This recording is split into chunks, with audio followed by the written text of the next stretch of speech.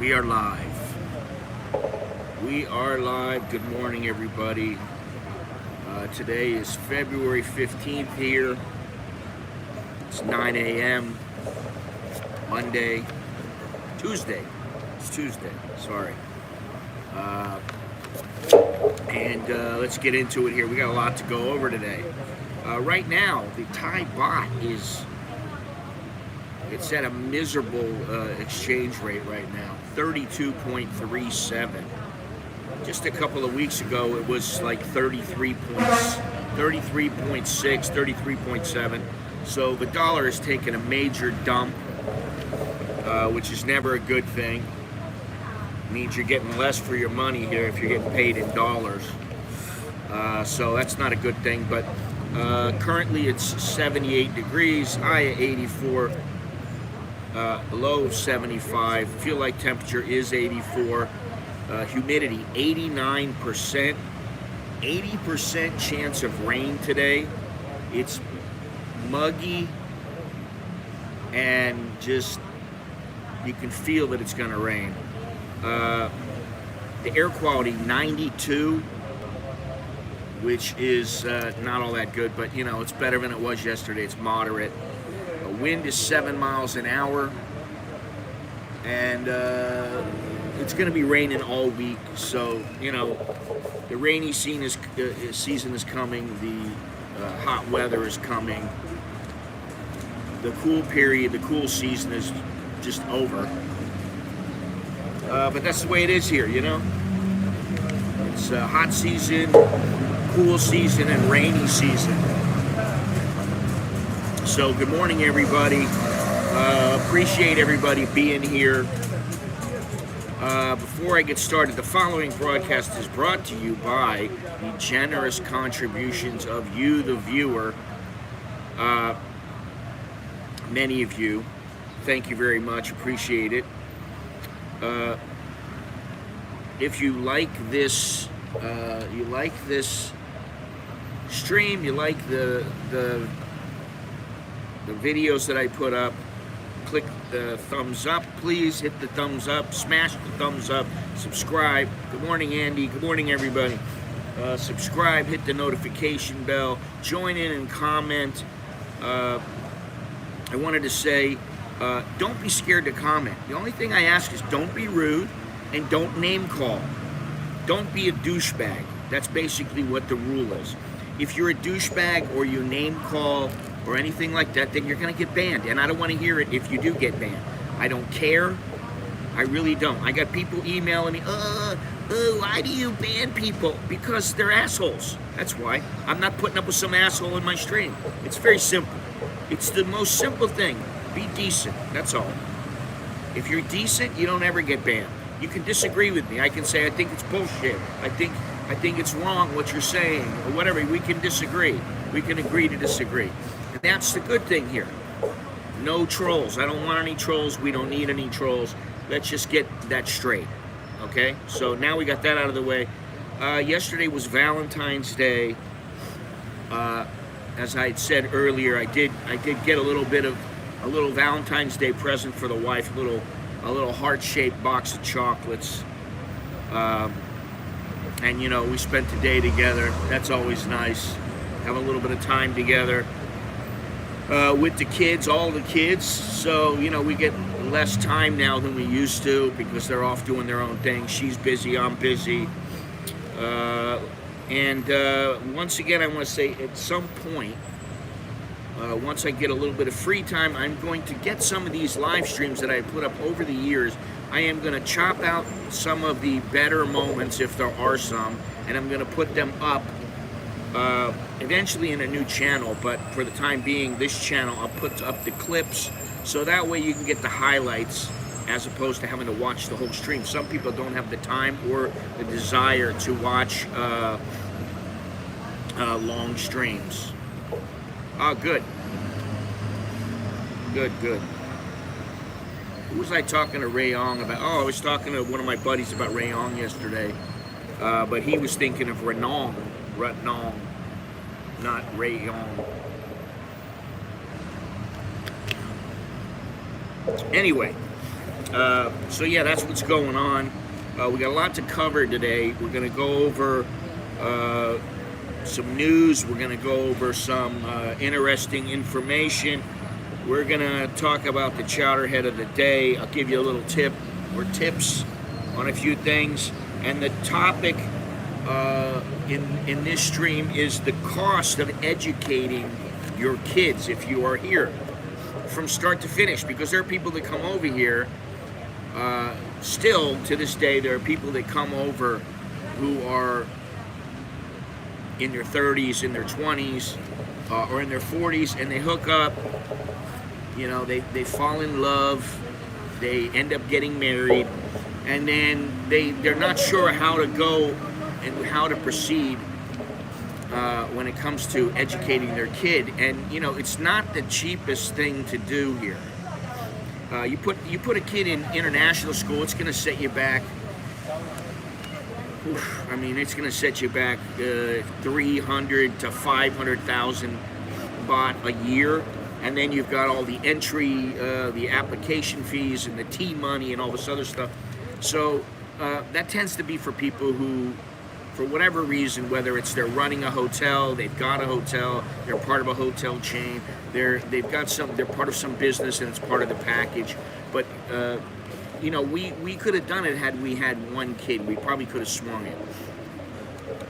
There's also bilingual schools here, which is what we opted for, and that was what was affordable to us, because 2 kids in a bilingual school, as you will see, it adds up, and over the years, it averages out, and it's a reasonable amount, including university. But you know, it's up and down what you're paying depending on their age, and so I just want to go over that so people get an idea of just how much it is.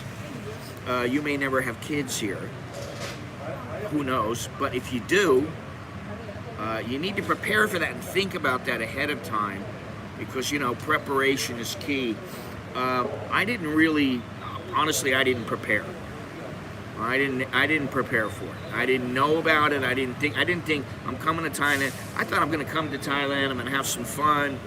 I'm going to have a good time. But I didn't think, oh, I'm going to meet a woman. I'm going to have kids with her.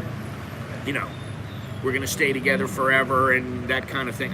I wasn't thinking that. I was thinking I want to have a good time. And for the first year, that's all I did was have a good time.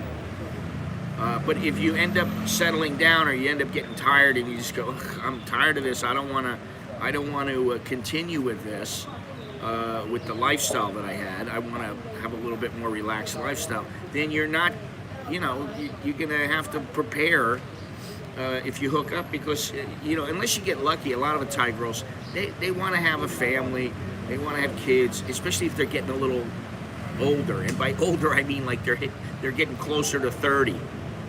After about 35, you know, if they don't have a man by then, you know, there's a lot of men out there, a lot of Thai men out there that aren't going to want to be with them. The shelf life is expired. So anyway, let's go inside here. I gotta sit down and relax at my table. I got an espresso coming, so we'll talk more when I get inside. All right. Let's see here. As you can see, you may not be able to tell, but little by little, the SkyTrain is getting completed, and I'm looking forward to that. At least it will help for, you know, maybe a couple of years, but they are making progress and there are people working on it. So I'm looking forward to that. Every time I come here, which now is a little bit less, but every time I come here, I gotta do a check to see where they stand and if anything's looks like it's getting completed. Down at the end of this, it turns into, this monorail will turn towards Ramkhameng Road, and Ramkhameng Road, the line is getting closer and closer to meeting up with this one, so that's a good thing. So they're making progress, that's the point.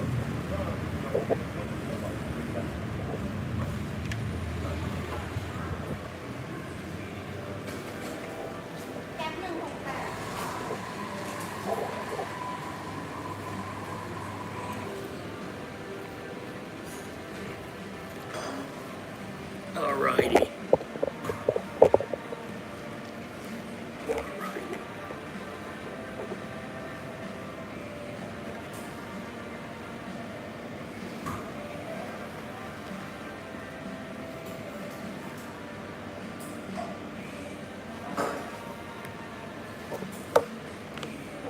let's see. Where were you? Where were you when I was at the Voodoo Cafe? Where were you when I was at the what's the name of that other place? La Mesa. Where were you when I was the other day when I was at Dark? Where were you then? Listen. If you don't like it, don't watch. Simple.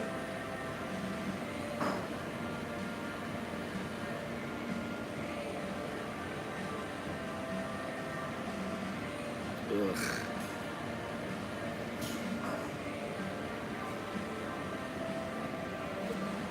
Take a look around, buddy.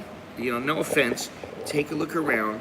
I agree, Starbucks coffee is average at best. However, it is consistently average, and it's convenient. I've said this a million times. Why am I justifying myself to you? I have no reason to. If you don't like it, don't watch. Otherwise, take a look around and see all the different cafes that I've been to over the years. Many, many, many cafes. So I don't want to hear it. All right? So let's get started here. Let us get started. Welcome everyone. Sawadee Kap. Sawadee my Kap. I understand, but I get this shit all the time. Well, why are you drinking at Starbucks? Ah, fucking A. There's a reason why I'm here. It's very convenient. It's 5 minutes from my house. And you know what? If there were other, there are a few other little coffee shops around the house. I mean, there's coffee shops all over the place. But most of them, I mean, I don't want to drink at Cafe Amazon. Their coffee is worse than this coffee, or if it's as good, it's no better. And the environment, the seats, and the comfort is really just, it's not there. So, you know, I go into some Thai style coffee place and they got chairs like these everywhere. They don't have the sofa so I can relax and be comfortable. And also, I know everybody here. This is like my Cheers. Everybody knows my name here. Seriously. Since I've been coming to this place for, say, how many years? 20? Really. I've been coming to this Starbucks. This place hasn't been in business for 20 years, but it used to be at another location. I've been coming to that place when it's been in the mall. I've been coming for 20 years. You know, they've moved this place around. They've added 2 Starbucks here. I've still been coming to this place. And it's open now it's open at 7:30 in the morning. It used to be open at 6:30 in the morning. So, you know, it's very convenient. So don't get it twisted that I think this is the greatest coffee ever or anything like that. It's just a matter of convenience. So, you know.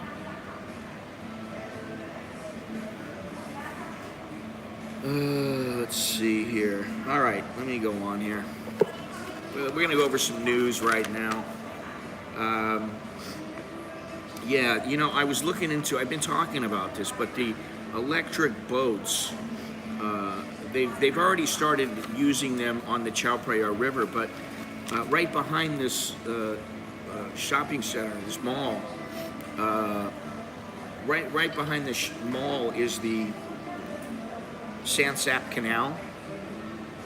And, you know, as you guys may know, I try not to take taxis if I can take the boat, because the boat is very convenient, again, very quick. If you go at the right time, you sit down, there's nobody bugging you, you're not squished like a sardine like if you go at rush hour. It's very convenient, but man, they have so much soot and just they're just polluting the canal even more than it's been polluted. They're polluting the air. It's horrible. And so I read a couple of months ago that they're gonna be using electric boats here, and I'm like, oh wow, that'll be great, finally, you know. However, that is really not the truth. They're only using it on a small percentage of the route, and it's not the entire line. So the current line goes from one stop, what's it called, Watsui Boon or something like that.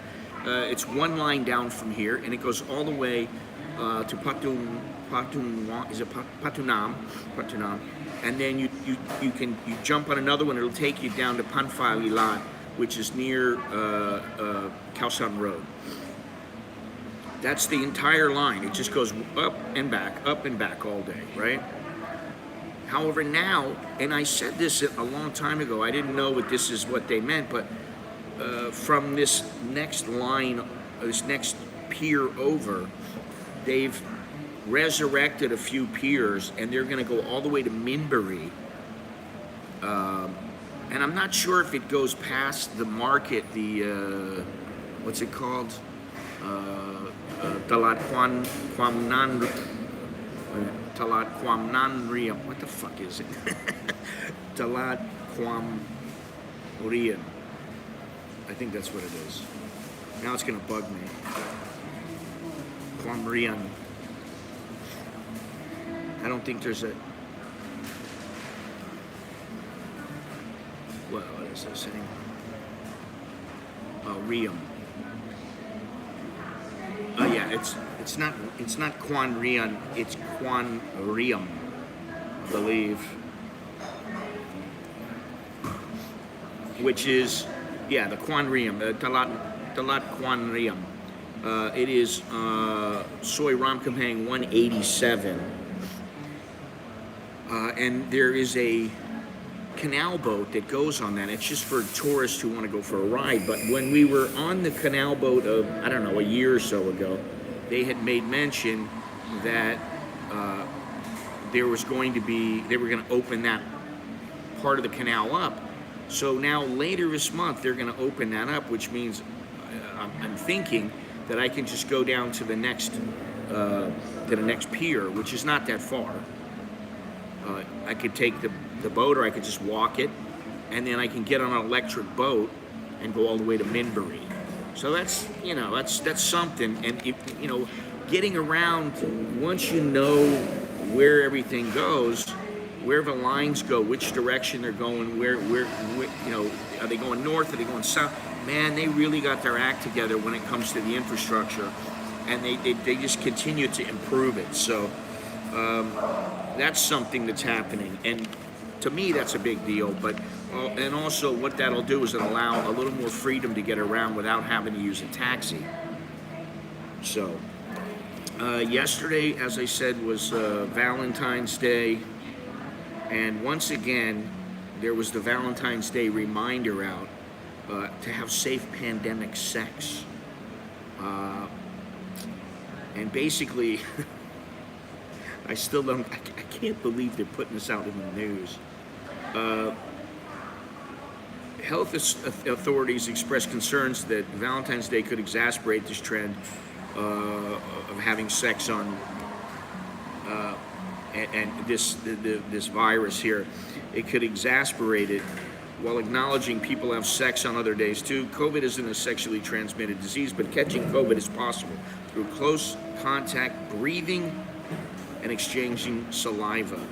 So the recommendation is that you take a rapid antigen test before you have sex, both of you, and that you wear masks while you're having sex. They put this out days before Valentine's Day, and they put it out again yesterday. This is on the Filipino website, inquirer.net. If possible, wearing masks while having sex can help reduce COVID risks. You know what? I'll take my chances.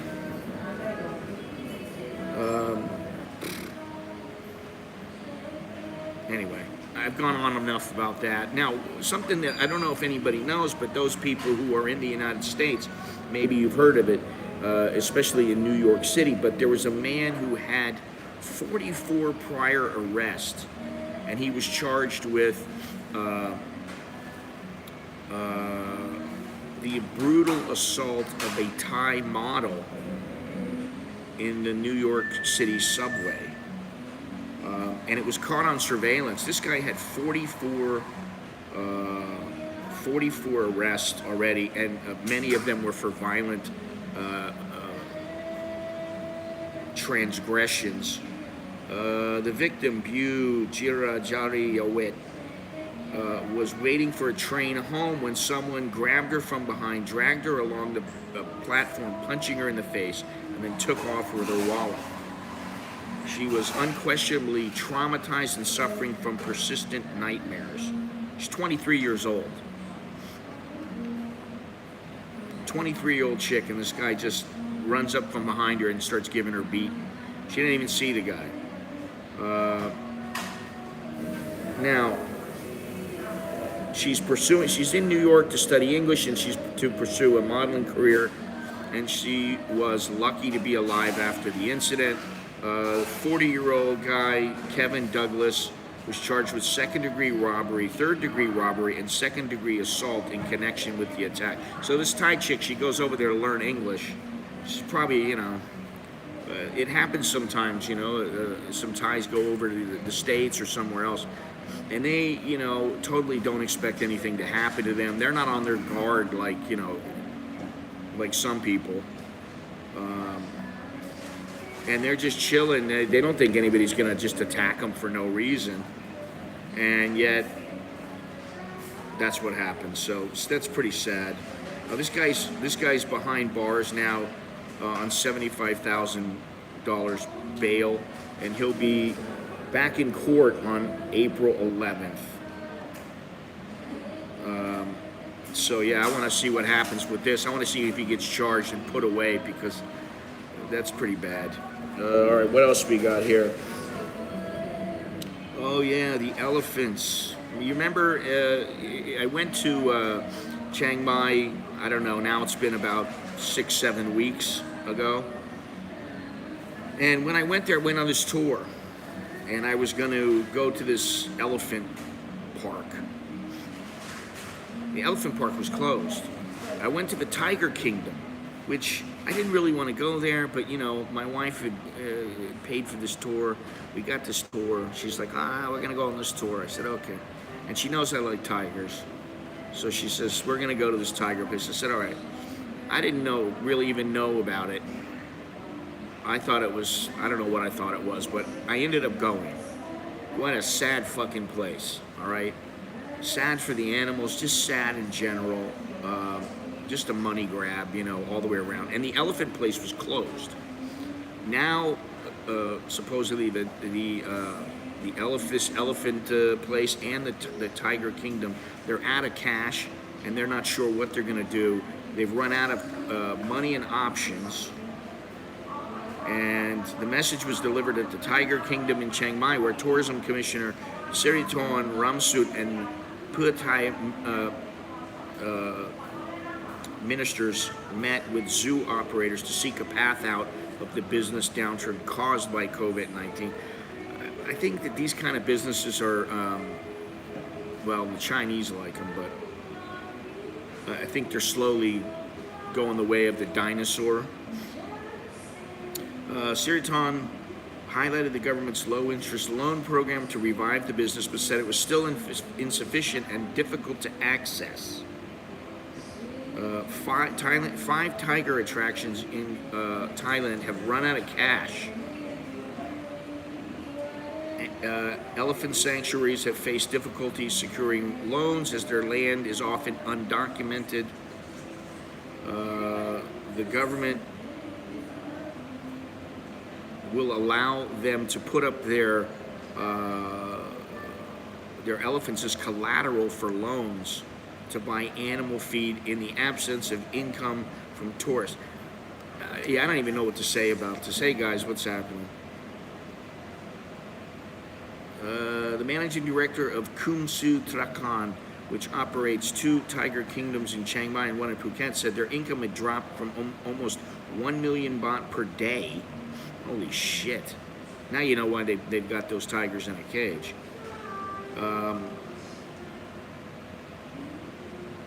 To 0 over the past 2 years. Well, if you look back in the videos that I made, you just search, Chiang Mai tigers or something like that. You'll see what it's like. It's just, it's not a, honestly, I don't think anybody should go there. I don't think they should have these tigers in cages. If they can't provide a tiger with a place to run around and have the acreage that he needs or she needs, then they shouldn't have them. Stop killing them. Get people to stop killing them and leave them in the wild. The company still has to bear the burden of feeding and housing the existing 220 tigers. We used to have about 400 employees, but now only 30% of the workforce is left. The company still needs working capital for expenses of 4 to 5 million baht per month. Think about how much money they're making. That's incredible how much money they're making. It's a multi-million-dollar operation. The owner of the Lana Kingdom Elephant Sanctuary in Chiang Mai's Man Thang district, which is where I was, this is the place I was going to go, said elephant attractions in the northern province have suffered for the past 2 years of the pandemic. Actually, what they've been doing with the elephants is just letting them go out in the jungle so that they can feed for them. They can find food for themselves. But they go through areas so quickly that they come back and they expect to be taken care of, and then they're not taken care of. So what they're after at the end of this is suspension of all debt repayments for elephant businesses until the COVID situation improves. I thought it had improved. A financial institution that would provide low-interest business loans and help with expenses for feeding the elephants, which he called a living heritage of the Thai people. Well, this is the thing. The Thai people care about the elephants. People care about elephants, but that doesn't mean they're going to come to your country just to see the elephants. They can see it on TV. They can see elephants on TV all they want. And if they really want to see them, they can go to their local zoo. So why are they going to come all the way over here? I'm just giving you the harsh reality here. Let me see here. Where are we?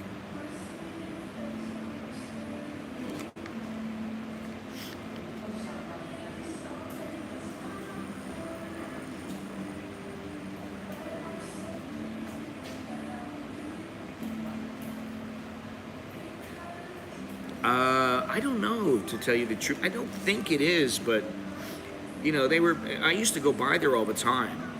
And then I was going to go in, this is years ago, I was going to go in and the place was closed. Like closed until further notice. And I was like, what? And then I never went back because it was out by Ping Clau, which is I think it was the Pata shopping center. And I used to go by there every single day on my way to work. So anyway, let's go on here. More about the now. Speaking of animals, where's this one at? You guys might like this one. I found this one. I just stumbled onto this one on Fox. A 13-foot crocodile in Indonesia was freed from a tire after having the tire around its neck, stuck around its neck for 6 years. So this guy had tried to get this thing, to capture the thing, and it broke all the traps, and he was going after it, and he just couldn't get it. And finally, he caught it using live chickens as bait. And the thing had a motorcycle tire around its neck. And so he had to catch the thing, wrap up its snout so that it couldn't open it and bite him, cover its eyes so it didn't go nuts, and then saw off the tire. Local authorities offered a reward in 2020 for anyone who could remove the tire from the crocodile's neck, though that was not what the motivation of this guy's pursuit of the croc was. I just can't stand to see animals hurt, even snakes. Even snakes I will help.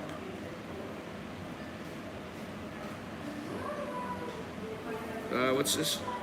Hey, Beeson. I can't find your email address on your sites for the shirt shipping discounts. The email you can, if the deal was, Beeson, it's $25 for a shirt, and that includes the shipping. There's no, but you have to send it by PayPal or CASHAPP or one of these other ones, because I'm in the process of changing from one provider to another, and I don't want to give them any more business because of some of the stuff that they're pulling. It's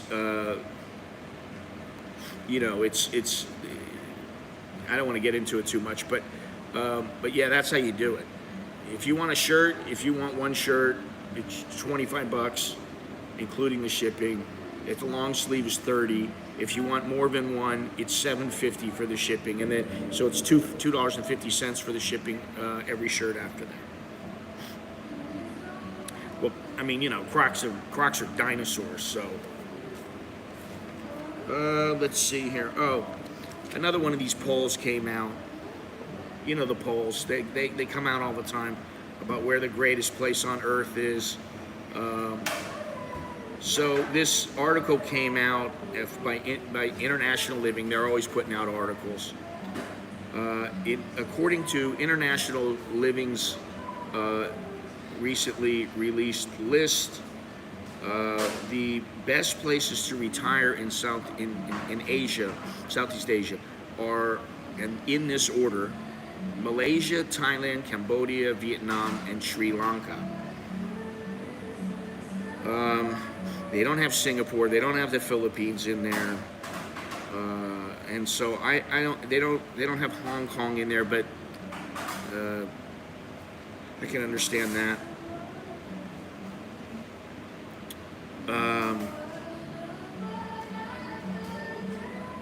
It says here that Malaysia should be a top priority for retirees looking for some adventure.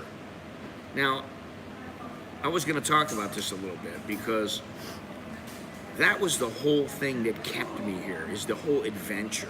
Now, I'll be honest, it's not really all that much of an adventure anymore because I know the place fairly well. Even if I don't know the place, it's easy for me to get around and to figure things out, and but when I first came here, part of it was the adventure. It was, I'd fly up to Chiang Mai and then take a Songtao to Chiang Rai, and then I'd be in Chiang Rai and I'd get some little long-tail boat, and I'd take a long-tail boat down the Mae Ping, and I'd go down the river. It was just like in that in Myanmar. And the great thing about Bangkok is that it is a travel hub for many other places. So, I kind of agree that maybe Malaysia has overtaken them. I would say that Cambodia has made a lot of strides. I know some people that have been there recently. I haven't been there in the past couple of years, but I've been there quite often. And I saw the rapid expansion and how they've improved things. And there is healthcare now. They have a Bangkok hospital. They have all kinds of places there. And things have gotten a lot better. I mean, I was going there when there were no ATMs, there was no Western Union. You had to bring in cash. I used to go with $1,000 US every time I went there to stay for about a week. And, if you ran out of money, you were out of luck, man. Somebody'd have to go to the border with an envelope, and, you could get it that way. But fortunately, that never happened with me. But it did come once where I was like, hey, there's no way to get any more money, and I wanted to stay longer, so I had to call my wife up and go, listen, I'm staying for an extra 2 or 3 days. I need some cash. Can you wire me some cash through Western Union? And that's what she did. But that was the only time. And now, they have ATMs everywhere. In some places you can pay with credit cards. So it's gotten a lot better. And actually their dental care is quite good there, and so it's catching up. And I said it might take another 10 years to catch up. So slowly but surely, it will.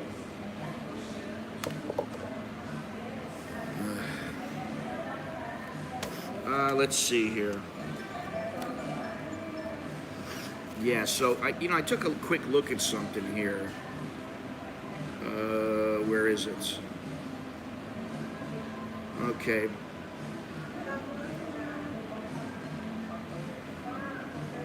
Yeah, here we go. The cost of living in Malaysia, because we are going to go over one aspect of the cost of living today in Thailand. This is a sample budget, and it shows that the rent in Malaysia, $900. Now, I'm sure you can get some places for less than that, but they're saying $900. Groceries, this is for one person, $200. That seems pretty cheap, but okay. Electricity, $100. Water, I'm not sure if that's supposed to be $50 or 50 cents. It says 50 cents. Cell phone, $18. Internet and landline, $35. Landlines, does anybody still have those?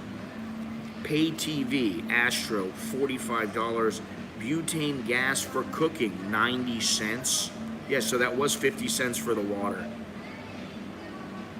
Fuel for the car, $25. Maid, 4 hours a week, $80. Entertainment, eating out 5 nights a week, local and Western food, alcohol not included, $300. $1,704.40. So that works out to what, about 54,000, 53,000 baht, something like that, which is comparable to Thailand, but I don't know. I don't know if really it is that comparable when I look at this, because there are other things you got to worry about. You got to think about, like, visa. What about car insurance? That kind of thing. Dental care. All these things add up. Nobody thinks about them, And if you track your money, and I do, if you track your money, you know that there are little things that add up. And these things are the basics. So I understand they're not trying to get too detailed. But in Thailand, yeah. What if you want to go out and go? It says entertainment, $300. $300. Shit, you could that. I mean, that's. But depending on where you're going, that might be one night in Thailand, in Bangkok. It could be, if you go out and you're not pulling chicks or something like that and paying them. I guess $300 is okay for somebody who doesn't drink much. But if you go out and you want to tie one on, $300, that's not really that much. I mean, you tie one on twice a month here in some club, and your $300 is pretty much gone. And this says eating out, so that's including dining out, which, okay, if it's just dining out, $300, okay, I understand. But my point is, $1,700, okay, yeah, you can do it. There we go. This is the big rage right now.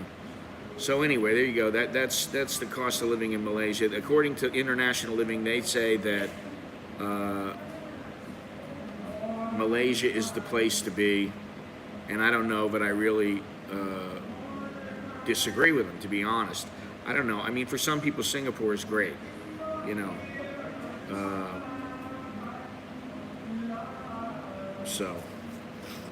Anyway, listen. Before I go any further, do me a favor. Give me a thumbs up if you like this stream. If you like what I'm doing on the channel.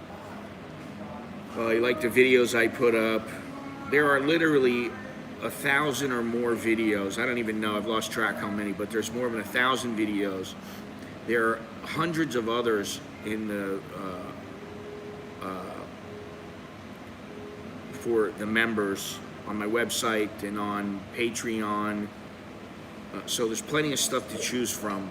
In some ways, maybe it's too much. Maybe I should just whittle it out and down to like 10 essential videos or something. But leave a thumbs up, subscribe if you haven't done so already. I'd really appreciate that. That's important. Subscribe and click the notification bell. And then look down in the description if you want to do more than just join in the chat and watch. Show a little support. Show the love.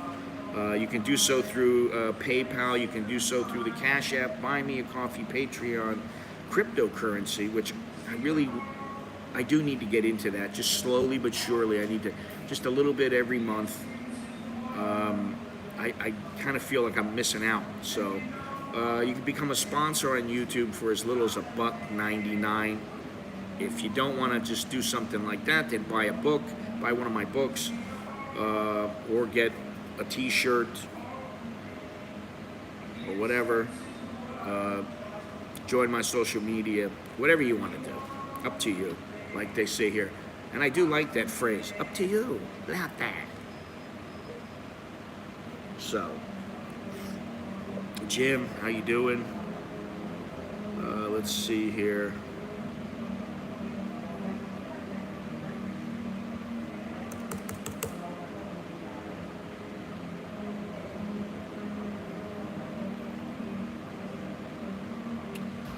Okay, now I wanted to give you a little FYI.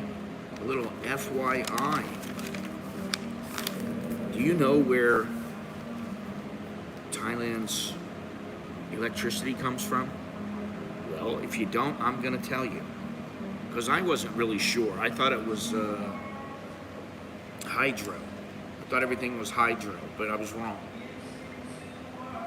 Now, let me take a good look at this here. Let's see if I can find it. Here we go. All right. Now, in 2010, the majority of the power generation came from natural gas, 71.9%. In 2020, it's down to 55.3%. In 2010, coal and lignite was 18.1%. It is now, in 2020, is now 17.9%. Let's see here. Then we have 2.1% was renewable energy, and now that renewable energy is up to 10%. Okay, let's see, 10, 14, 55, 17.9. Okay, 14.3% in the year 2020 was imported versus 4.4% previously. Let's see here, 2.2% is through large hydro. So hydro is the least used method to generate power. The renewable and alternative sources include plants fueled by biomass, that's agricultural waste, which I'm taking that to be shit. Biogas, which includes manure, wastewater from agro-processing industries, and bioenergy crops. Waste, both consumer and industrial, solar, wind, and micro hydro plants. Electricity from these sources contributed to 10% of national electricity consumption in 2020, compared to only 2.1% in 2010. So yeah, they don't use very much hydro, and they don't use a lot of solar or wind here, which, why not? You know, get that taken care of. Get at it. Thailand does a lot of things good when it comes to the infrastructure, but I think they're going to need to do some different things. They've already done you know, as I said, they put boats on the Chao Phraya that are electric boats, and they're starting on the CASHAPP. Unfortunately, those boats that are electric are not going to be going up and down every day, up and down the canal. They're just going that short little new route that they're adding on. So I don't understand why they're not doing it, but maybe it has to do with the cost of the batteries or something. I don't know, because apparently those batteries are very, very expensive. And so somebody needs to figure something out, and it's not going to be me. I'm not going to figure it out. Don't leave it to me; it won't get done. Now, one other thing in the news I wanted to talk about was that, you know, this guy, I don't know who he is. His name is Adrian Peterson. He's a football player for, I think for the Seattle Seahawks. Now, he had apparently been suspended.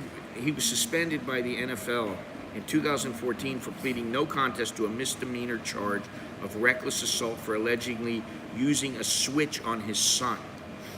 You know, back in the day, that's what people did. And, you know, some families, you know, it was like, hey, if you talk back to your mother or father, you got to switch. Now, you know, I didn't get that. I never got to switch. You know, I knew someone who had a switch with the thorns on it, and you know, they'd hit the kid. It was my friend. They would hit him through his pants with the switch, or the mother and the grandfather. And I think the grandmother, but I don't think she was as active. But, you know, that tells you how much things have changed. I never hit my kids. My wife never hit our kids. And they've turned out fine, you know. So I don't know, but that's the answer. But anyway, he did that, and then I mean, this is not the most intelligent guy, in my opinion. He was suspended in 2014, and in 2018, he said, "Oh, I still hit my kid with the switch." I mean, why would he say anything about it? He wouldn't need to say a word. But I thought that was interesting enough to say something. I did get the belt once, and I got my father gave me this is going to hurt me a lot more than it's going to hurt you. And I was like, well, sure didn't feel like it. You know, but I got that one time, and that was it. You know, my parents were not big on the whole, you know, let me smack the hell out of my kid. You know. So, I mean, you know, my kids grew up, and so far they're so good, but there was none of that necessary. There was just, you know, the stern look and the, hey, you know, like the finger. Kind of like I give the Sid or a cat. I do that with Sid, and I put my, hey, that, and then, you know, the next thing you know, he just stops up, you know. So anyway, I thought that was interesting, and this is a guy who's been, he was arrested for alleged domestic violence after conflict with his wife on a plane. I mean, can't you hold it together? Jesus, if you're gonna get into some kind of conflict, you're gonna get into conflict on the plane with your wife. I mean, can't you just? I don't know. I would think that you could just say, hey, you know, we're on a plane. We don't need to do this, you know. Oh, I did get a paddling from my football coach. When I played football, I got a paddling, and it was one of those what do you call those? Not handball, but what the hell is it called? Is it paddleball? Is that what it's called? Like a racquetball, but the racket is like just solid wood, and so they drilled holes through it so you could hear the whoosh. And anybody who got like a D in school got a smack on the wrist. I got that once, and it wasn't fun. And now I think that was the last D I ever got because I was lazy in that particular class. And and then it was, are you still going to play and that kind of thing. But I got the paddle to my ass from that, and it wasn't fun. I played in high school in Miami. So anyway, now we got two more things to go over here. One is very simple. I'll give it to you, and I tell it to people. In fact, I think I told it to Andy. I've said it to Longhorns before. I say it to just about everybody. This is a very simple, basic tip. When you're in a taxi, get out ass first. This has nothing to do with women or anything like that. I can't tell you how many times it saved me from losing my phone. And I did lose a couple of phones in the beginning. And then I just thought, why am I getting out face first when I get out leg first or face first and just walking away? Because you leave stuff behind. If you get out ass first, you're forced to look inside and take a little look around. It becomes a habit. And so now that's my habit. It's been my habit for years now, and I haven't lost a phone or anything, valuable in many, many years. So that's my tip of the day. Chowderhead of the day. Ooh. This guy is an idiot. He's a chowderhead. Oh, you know what? Let me see something here. Yeah, this is what I wanted. Let's see here. For you who wish to know, because the definition of chowderhead is, there are several definitions, and the genesis, the origin of the word chowderhead comes from one place in particular. But my definition, the way that I think of it, is a very stupid person or someone devoid of common sense. Tim is such a chowderhead, he doesn't know the difference between his ass and a hole in the ground. All right, that's one way of using it. Now, where I got it from was from the East Coast. An Eastern Massachusetts citizen was called a chowderhead due to the amount of chowder the area provides and ingests. Also, a derogatory term used by Yankee fans to describe a Red Sox fan, and also just someone stupid like an airhead. Yankee fan, what are these chowderheads doing in the Bronx? Okay, so that's where it came from. It came from Massachusetts, and because of the how much clam chowder that they ate, corn chowder, whatever they were eating, that's where it came from. So they called them chowderheads. All right, so there you go. Now, here's the chowderhead of the day, this tourist. What is it with people that come to Thailand that they just lose all common sense, they lose their brains, and they just do stupid shit? Let's see here. Now, this is a Thai, and the guy posted a picture of himself on Facebook sitting underwater on the coral reef at Koh Kram Noi in Satahip district. Now, I'm going to say he probably just wanted to take a great selfie. But first of all, anybody... Carl. What's happening, Carl? Anybody who has half a brain knows you don't sit on coral. I mean, the only way that you would have to is there's some dire underwater emergency. And I can't see that happening. I don't see any emergency, any life-threatening emergency that would warrant sitting on coral. When I was growing up, I used to watch Jacques Cousteau all the time. My father watched Jacques Cousteau. My father and I went to go see the movie Blue Water, White Death with the guy, his name is Rod Taylor. He's an Aussie. He's very famous. He's famous. Now he's famous as a shark. What's the word I'm looking for? He champions sharks, but he got attacked by a great white, and the thing almost ripped him in half. He made a movie called Blue Water, White Death, or the movie was made with him in it. And my father and I went to go see that. And it always struck me, like with animals, why do you mess with the animal? Because you want to touch them, because you want to get close to them.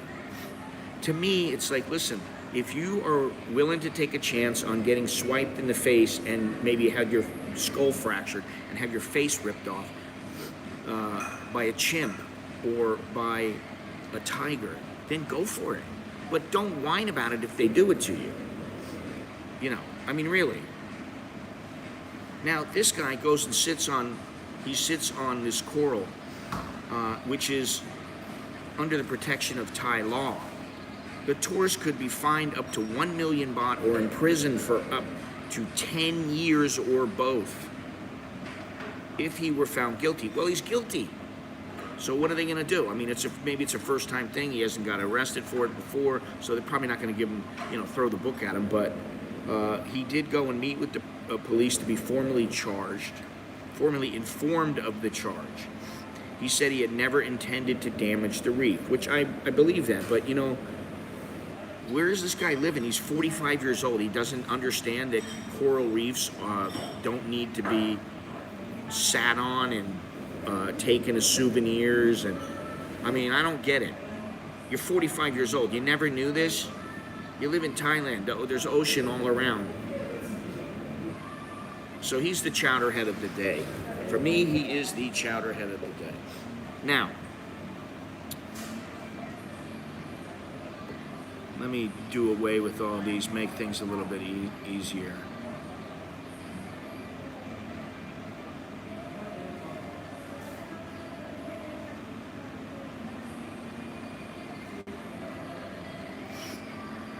No, chowderhead is not really a term of endearment. I may use it as that, because listen, we're all human. We're all subject to, the whims of our pecker, and some people have more control over it than others. Some people have more experience and control when it comes to women. They can control themselves. They understand. This chick, she may be hot as hell right now, but she's a royal bitch. I don't want nothing to do with her. She thinks her shit don't stink, and she's going to cost me too much money. What do I want to be with her for? You know what? If she lets me stick my thing in her, and then I'm going to get on down the road, because I know already this is heading for, I'm heading for trouble, Okay, I understand, you got to differentiate, you got to learn, you got to, fall off the horse a few times, so to speak. And so, there we go, right? Now, I mean, this is just, listen.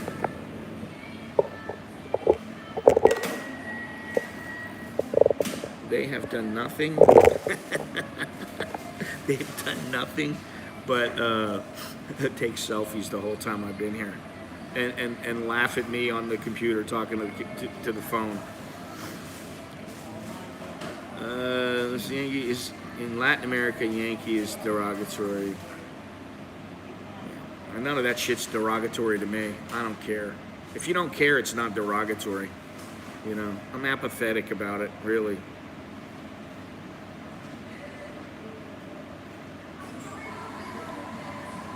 Well, this is the thing that people forget, is that, people can be nice everywhere in the world. And I think I've been all over the world, and damn near every time people have been extremely nice to me. Now, I'm going to tell you a little story before I get into the cost of education and what it costs, which, you guys may be surprised. Some of you may say, oh, that's not that much. And some of you go, well, over time, this is almost for 20 years. It's a fair amount. But don't forget to click the thumbs up. Don't forget to subscribe and all that other stuff. Look in the description, because that's important. Oh, it must be 10 o'clock. Yes, the mall is opening up here. Now, what I was going to say is, if you want adventure, I went out, when I went on my first trip to the Netherlands, I went to go train in Muay Thai. Now, I went to go train, and It was a guy named Ramon Decker. It was his father's gym. And he had his father and this other guy who was like, I don't know if he was a co-worker, whatever, friend, whatever it was. But we all went out. They took us out. They took me out. There was a couple Japanese guys with me. We all go out. And I don't know what happened, but we were all out at this club and they said, listen, we're going home now. You guys want to come? And I said, no, I'm going to stay here. I'm going to hang out. I'll get back. Don't worry about it. So I stay there. I get drunk. Inebriated. I mean, not, nowadays I might have a drink or two. If I can't get a little sauced, it's because I'm sitting at home and, nothing happens. But then I got trashed. I got totally trashed. I'm in, some club, and then I went into a pub. I met some people. I started talking. We go out, from place to place, and we all say our goodbyes. I don't know what time it was, but it was late. It was 3, 4 in the morning. It's freezing out. So I'm like, shit, how do I get back? It's not like there were no taxis driving around or sitting around in this town where I was. And there was a train station. And I'm like, this train is not going to take me where this guy's house is. And I'm like, holy shit, I don't remember where the hell this guy lives. I couldn't remember where the guy lived. Where they were basically, I was renting an apartment. And it was like right next door to the guy who was taking care of me. The minder. Well, the minder had gone home. So I started walking around in this town. And finally I get down to Frozen or Over? We're still going, man. Steve, how you doing? We're going strong here. So finally, I get out to an area and I go, this looks familiar. Now, mind you, I'm freezing my balls off. I got a big heavy jacket on. It had snowed. It's freezing. It's just the weather is miserable, and it's 3, 4 o'clock in the morning. I get around an area, and I just thought this looks familiar. So I go up to this door. I don't have a key. I don't have anything. I go up to this door, and I'm like, this looks like the door. I'm gonna have to wake these Japanese guys up and go into my apartment. We all had our own rooms or whatever. It was just a small place, but it was cool. So I'm banging on the door, and I hear somebody screaming at me, what? Like in Dutch. I'm like, is this Decker's apartment? Is this Ramon Decker's? Is he right next door? Is this the place I'm supposed to be? And they're like, fuck off. Tell me, they're like telling me, get out of here. I go, all right. Finally, I'm like looking around and I'm just going, fuck me. I'm thinking to myself, I'm going to freeze to death here. Apparently the minder had found out that I had been knocking on somebody's door. I don't know how it happened. I still to this day don't know. But the guy was driving around and he saw me walking down the street. And by this time I wasn't even drunk anymore. It was like 5 o'clock in the morning. I've been looking, for like 2-3 hours I'm walking around. And he picks me up in this little tiny car. And he's like, what happened to you? And I'm like, I'm sorry, And then the next day I was just hungover and trashed. And I never really found out what happened, but like that was my little adventure. And I thought to myself, I really have only a little bit of money. It wasn't like I could pay, €100 to have someone drive me around all night, find out where I was staying. I had, for whatever reason, they didn't have the guy's phone number with me. I didn't speak the language. It's freezing out, and I'm trashed. Oh man, that was an adventure, I've had those adventures every so often, and every time I have those kind of adventures, it always involves alcohol. or involved alcohol. So, all right, let's get to it. Let's get to this education thing, because I spent a little bit of time yesterday figuring everything out. Now, in some universities here and some high schools, depending on where you go, they expect you to pay some kind of an application fee and an entry fee, or T money. That could be, depending on where it is, it could be 100,000 baht, 200,000 baht. But think about that, 200,000 baht is like $6,000. I mean, you know, a little bit more than 6,000 US. That's just to get into the school. We tried to get into one particular school, and it was, you had to know somebody high up. And I only knew one person. It was a general that I thought I could count on. And I wasn't exactly in his good graces at the time. So I didn't want to ask him. And it was like, well, then you're going to have to pay this much and this much to be able to get, and it was like, I'm like, that's just to get into the school. It was a ridiculous amount of money. So we didn't go there. We decided, you know, Alex, it was Alex who said he's not going there. We found the other school. Now, this particular school was a bilingual school, and there was no entrance fee. We didn't have to pay that, so we were lucky. I mean, you know, and we kind of didn't, you know, we didn't want to pay that much if we had to pay one, but many schools will ask you to do that. Now, from kindergarten through grade 3, we put them in a bilingual program. Now, the bilingual program is more expensive than just the regular Thai program for obvious reasons, right? And the teachers were British and Filipino, and I think there was an American or two. Each term was 2,500 bucks. Now that's 2 kids, so it's $5,000 a term. 2 terms a year. And then I didn't even include the summer terms because I didn't remember how many times they went to summer school, where we put them in summer school to keep them busy as kids because we didn't want them getting bored at home, you know. But we did put them in the summer program, at least probably twice. Maybe one of the kids went once, and one of the maybe Alex went twice. I don't remember. But anyway, so that's 4 years, okay? 2,500. Yes, I said Ramon Decker. Yeah, he passed away a number of years ago. But yeah, that was. They were.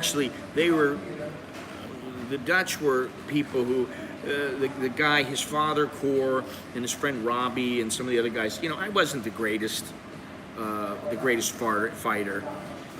My hands were far better than my feet, and you know, I kind of knew this is I'm gonna end up getting the shit beat out of me, and I'm gonna make fuck all. And to me, it was all about I got to make some money. But it was good to go there, and I went there 5 years in a row, every year for 3 to 4 weeks, and it was because I had Thanksgiving holidays, and I would take my vacation time with that, and then I'd get to take, you know, quite a bit of time. But anyway, each term is 2,500 bucks. But actually, it was 1,250 bucks a term, 2,500 a year for 2 kids. So it's 5,000 a year times 4 years, kindergarten through the end of the 3rd grade. Okay, 20,000 US dollars for 4 years. So it breaks down to $5,000 a year, right? Grade 4 through 12, that's 9 years, okay? 2 terms per year. That's 18 terms times 2 kids. That's 36 terms. The school, the average, it went up and down depending on the year, but it averaged out to about $1,200 per term. So 36 terms, that's for 2 kids, so 18 terms each, is $43,200. So now we're up to $63,200, and this doesn't include their books, their uniforms, the food money we would give them. In kindergarten and maybe the 1st grade, the food was included. like their lunch was included. But after that, we had to pay for it. This does include the transportation back and forth, because when they were young, they had to take. Well, we set it up to where they took the van, because if we didn't allow them to take the van, if we didn't pay for the van, the way that it would have worked was we would have had to go there, take them there, drop them off, come back home, and then later in the day go there, pick them up, come back, drop them off. It was 30 minutes each way. So they had to take the van at like 6 o'clock in the morning. They would get picked up. They started school at like 8:15 or something like that. And then the van would drop them off. So if we weren't around, we weren't available, and like my wife would be home or I would be home when they would come home every day, then the van could drop them off, and I didn't have to worry about, I'm going to go pick them up now. I can't do that at this time because I've got to go pick my kids up. I didn't have any of that. So that was in the first 4 years. Now, once they got older, and I'm talking about 10th, 11th, and 12th grade, they started taking the bus. They started taking the Songtao. Once in a while, they would take a taxi, but that was always more expensive. And they could easily take a bus, and it would cost them 8 baht. Then they would just walk like 15 minutes, and boom, they were at their school. So that was great. Didn't cost us all that much, but so altogether, I'm saying $63,200. That's for their high school, okay? And I should say that you don't have to pay for a kid to go to high school here. You do have to pay for his uniforms and books, and I know people who have done that. And some of the schools are okay, and some are lacking, we'll say. The education system isn't fantastic here, but I figured, by the time they got to 10th, 11th grade, their English skills were better than the vast majority of any kid in their school. And the teachers, were the only ones who really spoke better English, the native English speakers. So I was like, okay, good. Now, when it comes to university, it works out to about $10,000 a year for each kid. Now that's times 4, at least 4 years, times 2 kids. That's 80 G's. All right. So 80 G's. Oh, what did I put here? 43. 80 G's plus. I left that out. 80 G's plus 63 is 143,200. I'm gonna have to rewrite this now. US dollars.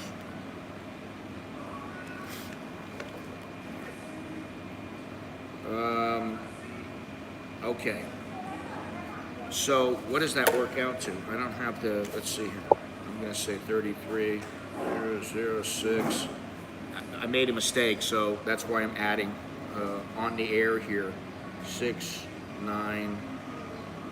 12, put your 1 up there, 4, 0, and that would be 4, 2, 9, 6, 0, 0, which is 0, 0, 6, 15, put your 1 up there, 12, put your 1 up there, 7, 4. Okay. So what does that add? Okay, so that's 4,725,600 baht. Okay? Plus another 720,000. Yeah, it's worth it. To me, it's worth it. Not everybody wants to have kids. Yeah, see, 20K a year in Hong Kong. That's why better make sure you want kids. Now his apartment. If we figure it out with what we got to give him for food, for electric, for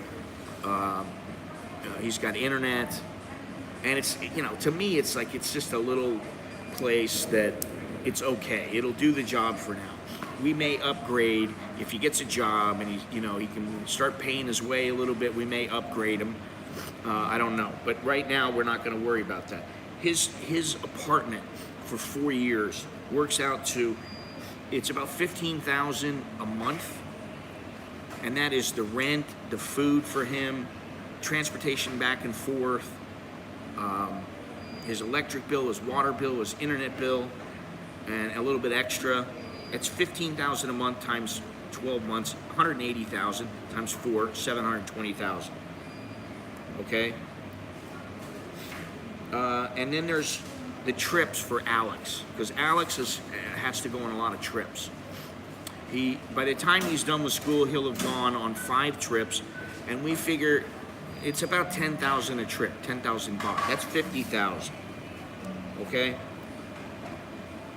70, 95, 14. Put your up there. All right, 5,495,600 baht altogether. Which, if you divide that into by 30, we'll say 33. Even though it's not 33 now, the average maybe we'll say is 33. And to make it easy, 33, right? So let me see how much this breaks down. If somebody could do the math for me, I'd appreciate it. 5,495,600 divided by 33.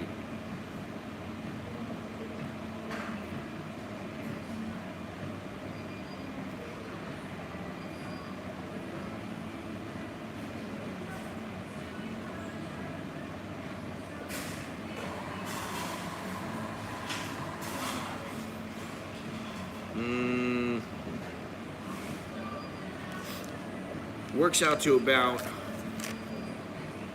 I didn't teach them. I mean, I did work with them, Carl, if that's what you mean. I made it a point to, if they spoke incorrectly, I'd say, hey, this is what you are supposed to say. You know, I would correct them. And usually it was with past tenses and things like that. But they got, you know, they were taught well. When it came to the English, they were taught pretty well. So,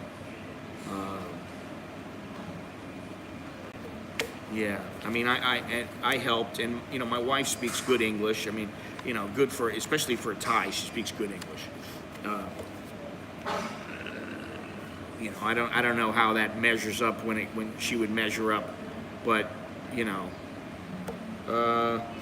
So let me see here.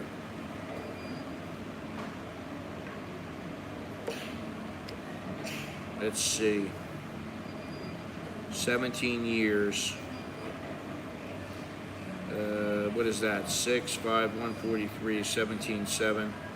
Or 17, no, it would be 17 would be 1. How did that work out?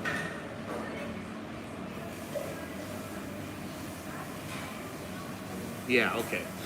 It works out just roughly. I'm going to say roughly because I did have everything figured out, but I made a mistake. Didn't check my math.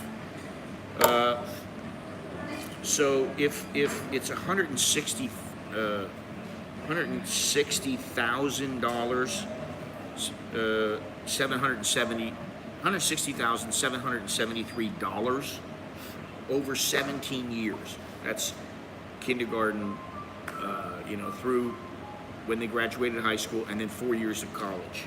So 7 years. It works out to roughly around $9,100 a year. I think that's right. 84, 75, 60, 10, 8. Okay. So roughly $760 a month. That should put some context into it. $760 a month for both kids. So $380 a month for the education. That includes high school. So it's not like, you know, oh, their college only costs $380 a month. And, you know, obviously, when they were younger, it cost a certain amount. As they got older, in some ways it cost less. In some ways it went up. Now with college, the price has gone up. But the average overall was about $760 a month, which is what? About 23,000, what did I say? 23,500 or something like that. 23,500 baht per month. So, you know, if you come here, and that doesn't include their, like I said, it doesn't include their food, any really extras that I didn't include, the uniform, the books, we got that taken care of. But we had to start giving them food money every day. And if they had to go anywhere, like for some kind of an event or something, all that adds up. It all adds up. So I'm going to say roughly about 760, almost $800 a month. Figure it that way. If you think 800 bucks a month, and you think you're going to come here, I'm going to let. Somebody said yesterday that when they saw that video, they left a comment, the video of his apartment. They said, you see, you can live for $500 a month. Okay, I guess. His life is school. He doesn't have to go to the coffee shop all the time. He doesn't have to go out and do this and do that. All that's extra. 166,540. See? There we go. 166,545. Yeah, so that's like, you know, it adds up, man. It all adds up. That's about 9,300 a year, which, yeah, now you're talking a bit more.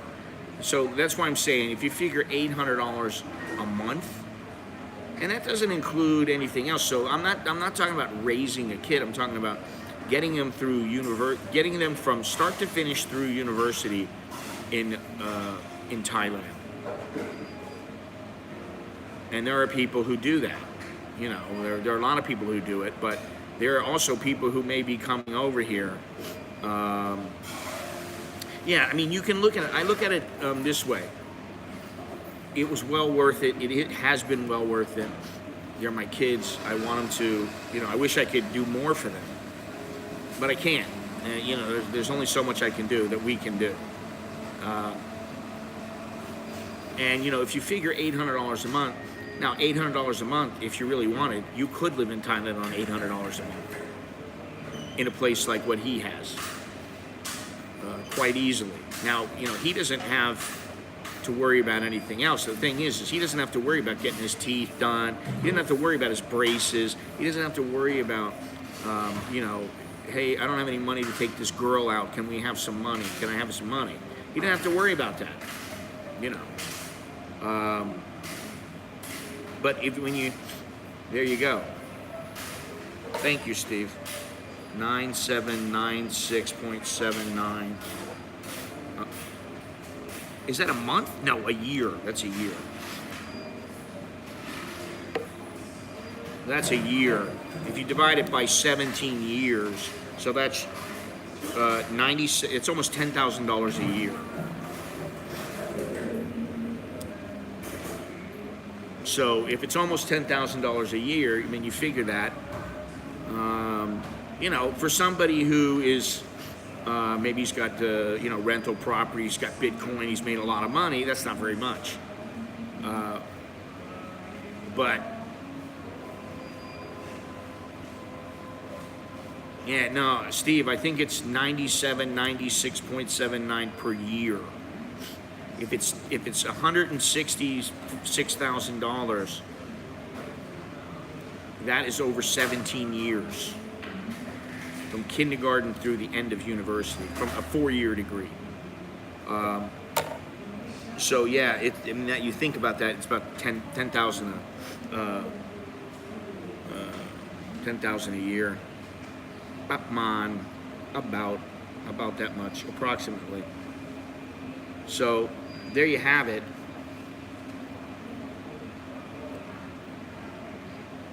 You know, it could be much more. Could be much more. Sasha, how's it going? I still haven't found your cable, by the way. I did look in my the box that I keep some of my stuff, and I haven't seen it. So I got a bunch of other shit to look through. But going through my house is like, it has nothing to do with me either. I tend to be the neat one. I'm not a neat freak, but I tend to be the neat one. $810 a month. So, I mean, it's not a huge amount of money, but like, when you think to yourself, I got to pay it every month for 17 years. It's like almost like, you're buying a trailer at home or something,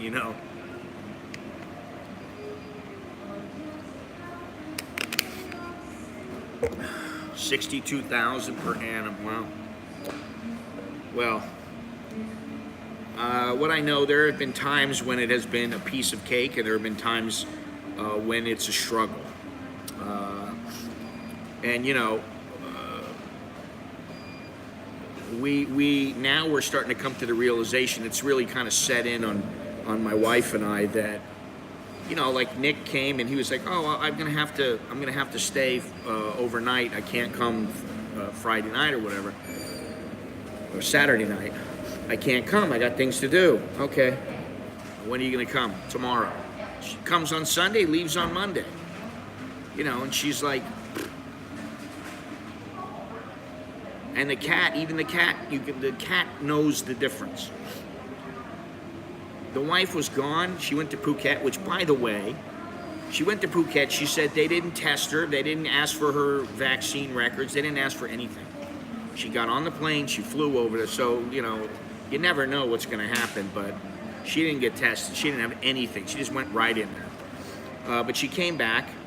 While she's gone, Nicholas is gone. It's me and Alex, who the cat tends to have a contentious relationship with. With me, he knows I'm the boss, and he wants to play sometimes, and he gets a little carried away, but okay, he's all right. With Alex doesn't want to be mean to the cat. So the cat tends to jump on him and do things and get crazy with him. Even more so than with me.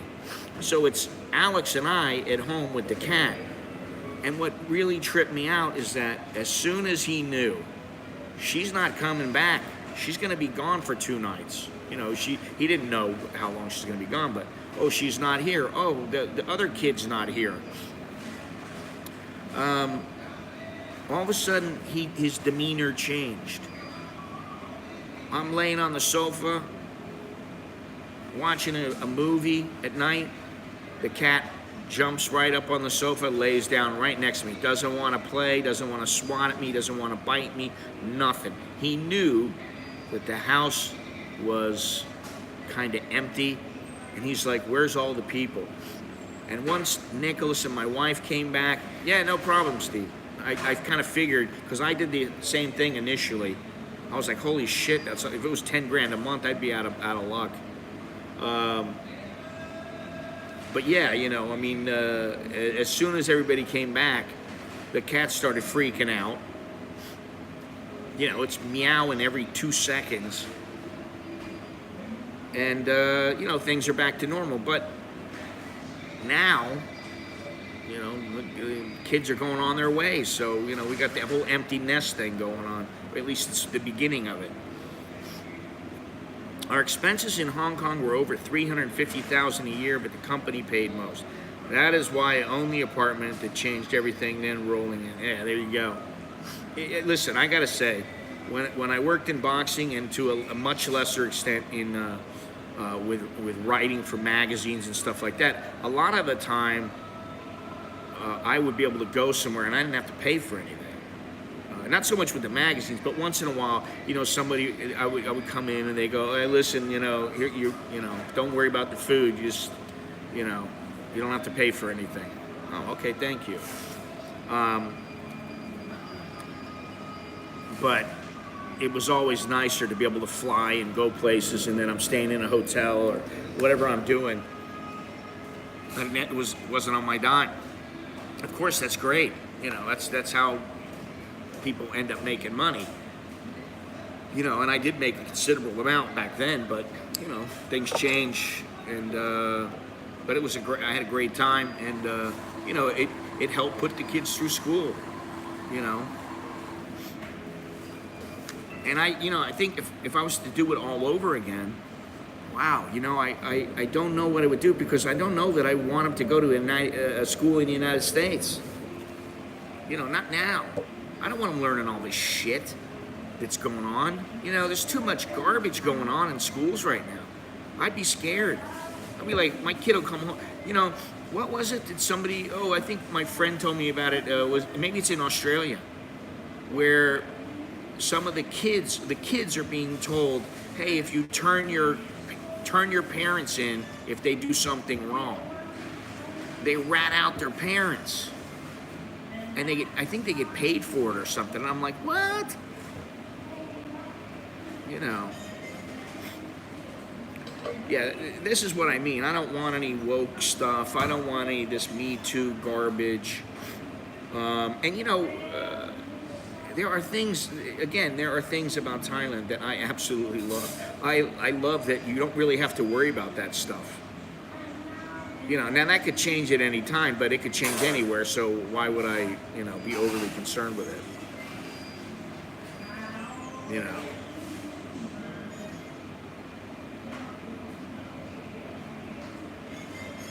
But if you're pulling in, say, $30,000 a year, and you got to put out 10,000 of it, that's a lot. You know, that's a hell of a lot, man. You got to put out, that money's gone. You're not making 30, you're making 20. You know. So yeah, I haven't been to Singapore in a few years, but I used to go there all the time, and I used to make money going there. So, you know.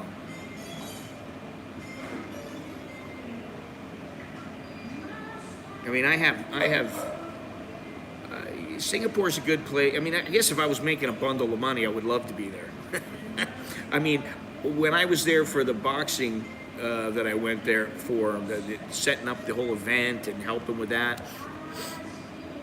you know, I was in a nice suite, and I had plenty of money. I was being taken care of very, very well, and you know, I wasn't bitching about like, oh well, things are a bit boring here, and no, you know, all that they do here is shop and work. No, I wasn't saying that. I wasn't saying that at all. All I was thinking is I'm making money. I'm staying in a really nice suite, and I'm doing something that I really love to do. You know.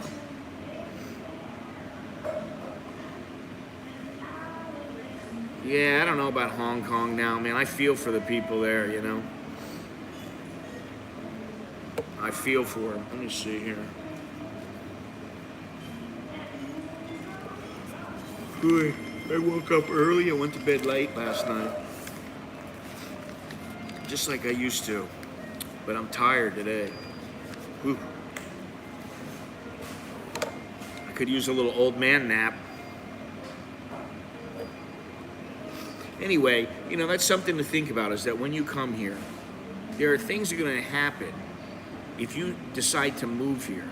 Now, granted, if you're 60, 70, 80 years old, or you're somebody, for instance, like Longhorns, who he's pretty well grounded, and he, you know, he's not looking to he's not coming to Thailand so he can, I want to hook up with some girl and get married. And now, granted, that's when it usually happens, when you least expect it and don't want it. You know, then all of a sudden some girl of your dreams or whatever pops in your lap, hopefully, or, you know, girl that you're like interested in, she pops up and you're like, hey, she's all right, you know. But there's a lot of things to think about if you come here and you got some time ahead of you here, and that's one thing. Now I see it. But when I came over here, I was 32.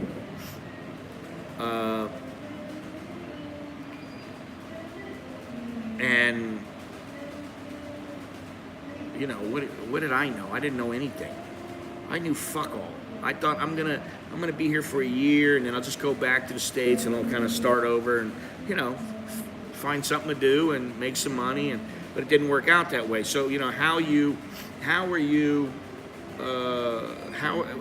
if you don't have anybody telling you this, and I didn't really have anybody telling me this, how are you gonna look ahead? Or I wasn't listening. How are you gonna look ahead and say, hey, let's say you're 35, I'm only 35 years old. Why would I be in Thailand forever? Well, obviously things can change in Thailand. You can change. Your situation can change. You might lose every goddamn dime you got, or you might meet the girl of your dreams, or the girl that you want to be with, and you end up going, well, yeah, I think I'll stick around. Then you may go, I want us to move. So things change, and if you got 40, 50 years ahead of you, and you're coming here, you better know that going in. I think now is different than when I first came over here. It was a little easier back then. Yes, some private schools have waiting lists. And some, like, for me, they were just prohibitively expensive. I mean, there were schools I looked at, they were $15,000, $20,000 a year for one kid. And that didn't even cover the entrance fees and, application fees and all the little events that they have to go to. That's another thing you don't really think about, and I didn't think about this with Alex, and with any of them, but all of a sudden it'd be like, field trip, and I'd be like, field trip? Yeah, we're gonna go away for 5 days. That happens all the time, and it's like, when's this? Oh, it's in another month. Okay, how much you gonna need? Well, the ticket and this and that, and then you figure it out. It's maybe it's $400 or something like that. $300, $400, $500. Depends on where they're going, for how long, what's expected. And you don't want the kid to be there and he can't afford a cup of coffee or he can't afford a meal. So you got to make sure he's got plenty of cash. And fortunately, Alex he's got like a what do they call him? Like a little contract gig. Where like maybe once a week he goes and helps with this. I don't know what it's for his school. It's some kind of thing where he's basically like a helper. He's a grunt. He's a laborer. He's got to do work. So he's gonna start making money again like he used to. And he used to work for the university for a little while, which was great. He felt good about that. And then Nicholas is still looking, but he's got some opportunities. So it doesn't last forever. And but the point is that if you come here and you start thinking to yourself, man, everything's going to be a dream and there's no problem. Listen, all it takes is you walk out the door and you meet some chick and you go, God, she's gorgeous. You start talking to her, oh, she's really funny. And then the next thing you know, let's go and have some food. And before you know it, you're in deep. And you can't extricate yourself from it. And she doesn't want you to because she's into you too. Right? That's how it works. You don't want to be without her. She don't want you to be without, she doesn't want to be without you. And then before you know it, you're hooked up. And then, that's the other thing. Listen, you may have to go home and meet the mama and papa, and if you meet some girl who mama and papa are dirt poor, as a decent son-in-law, if you can, you try to help them, and it's not the case all the time,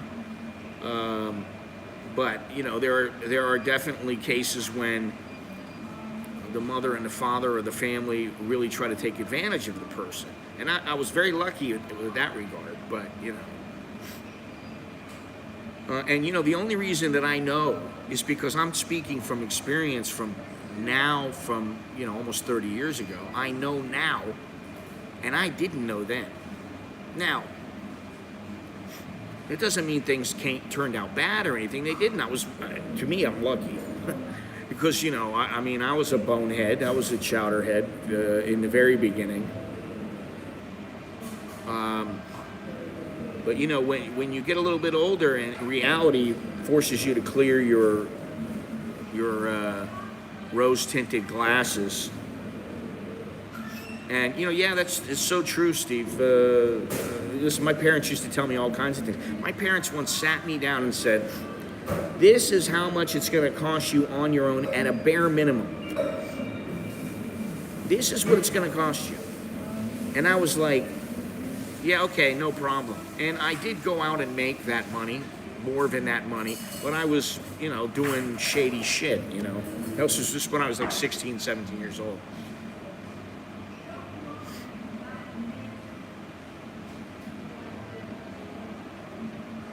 So,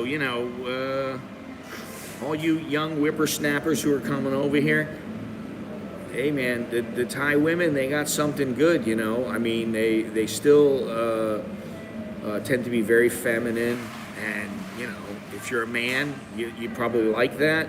They have a way about them, and what I would say is that some of the women, if they're really a good woman, they know how to get through to you, because some guys you can't get through to them. Like I can't get through to them with calling them a chowderhead.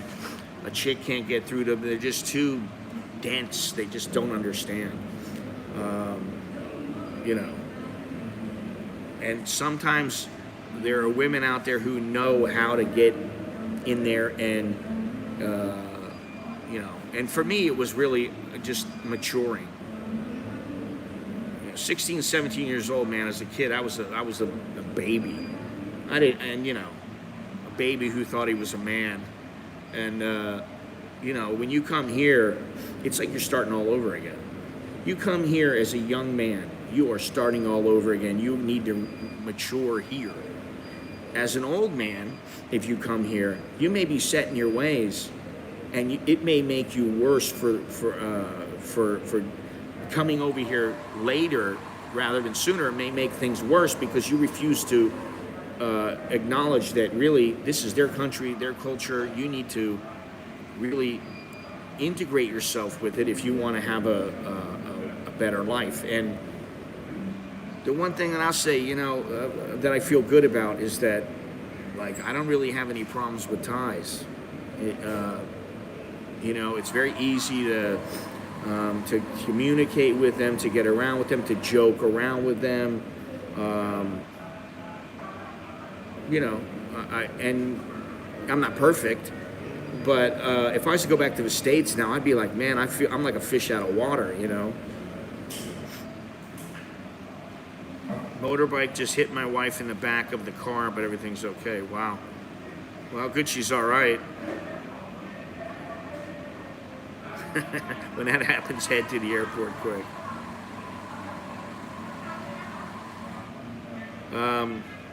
I can't even imagine. Listen, I know yesterday was the Super Bowl. I didn't even know who was in the Super Bowl. I didn't watch it. Quite frankly, I don't care. I know it's tradition and all that kind of stuff, but I just don't care. I don't care. I care about some boxing events. I care about some MMA. It's off the grid now, It's like even by me being here, when you come here, you will go off the grid a little bit. You don't have to go off 100% or anything like that. You definitely don't have to. There are ways of communicating. I mean, like I said, I've got the Magic Jack. You get line. You can talk to people.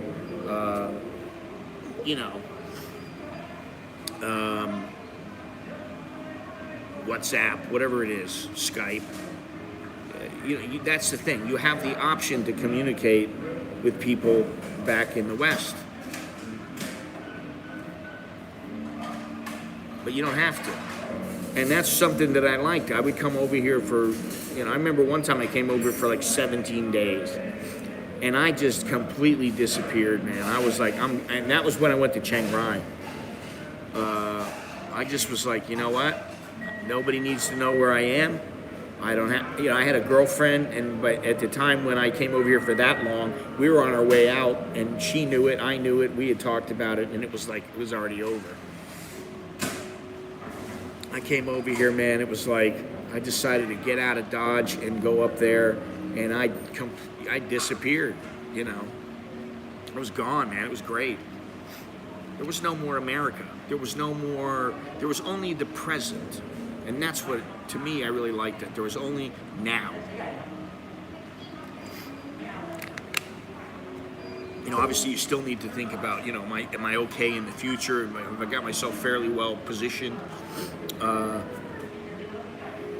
I didn't have to think about any of that shit.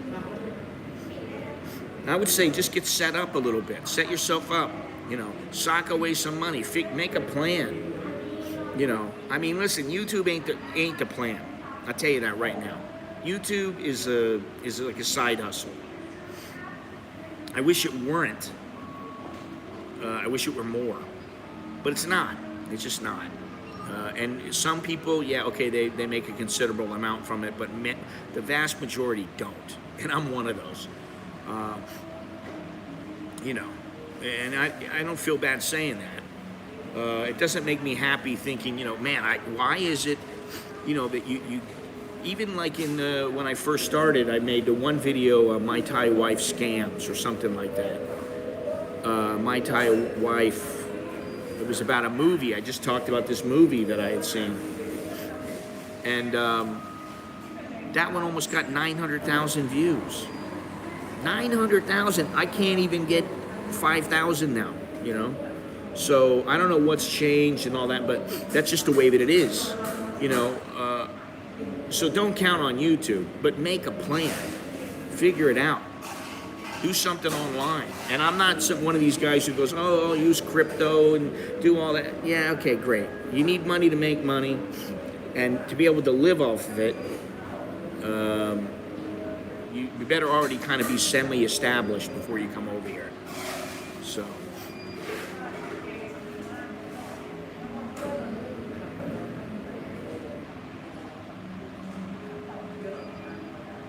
Well, I was thinking yesterday, what have I even did I even go out yesterday? I don't think I did. I don't remember, to be honest. So, anyway,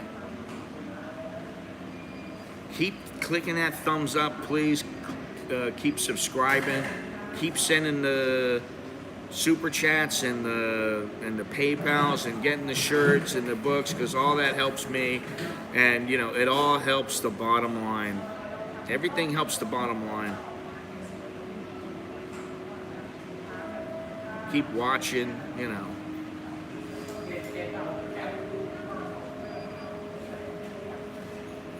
Nobody is shy about going out. I remember when this first happened, and I would go out on the street and come to the grocery store, and the streets were empty. There was no traffic. There was no frantic pace. And now, that's not the case. It's everywhere. I can still travel there and stay, but always go back. If I can do business, then I will travel back and forth again. I didn't watch it either, but Los Angeles Borregos won. Options are always good. Asia's good for a young person. On previous trips, I even forgot what day it was. That's one of our vacation. I'm retired there. I call everyone over there on WhatsApp. Yeah. I don't have a lot of friends on WhatsApp. I know that there are, if I really wanted, I could use it. I still would like to do away with Facebook. Listen, I still would like to just get away and do that for a while, but, it's not always possible. You gotta keep hustling, man. And that's the thing. You can't get complacent. You can't get lazy. That's another thing to remember. And let me tell you something. Before I came here, I knew money was important. I thought money, was a necessity and all that. Now I think much differently about it. It's a tool to get whatever you want. It's a tool to further yourself. It's a tool to, I just think differently about it than I used to think about it. I used to just think about it nonchalantly. I don't think of it that way anymore. And this place will teach you that. And Hong Kong also. Singapore also. Japan. Those places will, if you're living in some little village in the Philippines, yeah, you're going to know, I got to have money. If you're living in some little village in Thailand, of course I need money. I got to eat. I got to have a little place to live and call my own. And but it's not the same as if you're like in some big city where, the cost of living is quite high, you know. And Hong Kong was, that was an experience for me. I really liked it. And I don't like what's going on there, obviously, but, you know, what are you going to do? There's a lot of things I don't like, but there's a lot of things I do like.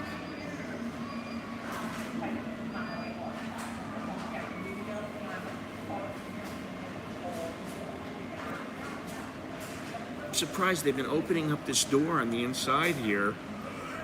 They never did that before. All right, well, now you know. Hopefully you've learned a lot today. Hopefully this is a valuable lesson and a valuable stream for people. That's the idea. You know, keep it in mind when you come over. Even if you're like, you know, 55 years old, you come over here, man, you meet some girl, she's like 30, she's never had kids, she's like, I really want a baby, and you give in, you know, make sure the next 20 years of your life, you know, you're going to be able to be committed. You better stay alive.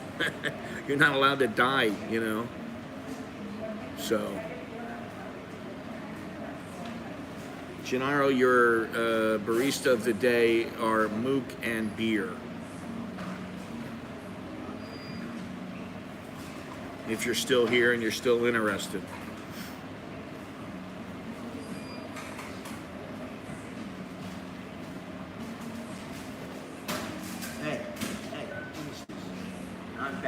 Beautiful. Ugh, you're bad, yes. I don't know what it is about Thai girls. They all, I'm so beautiful. So am I. So am I. No, you're fucking ugly. Like, why do you gotta ask those questions? You feel better now? You feel better if I say yes? Nah, you know, Mook is not really the A team. Actually, Tian is gone, you know, the one, she's gone. She's in another location now, so. The A team is now A team -1. But she's been here a long time, and she's very nice.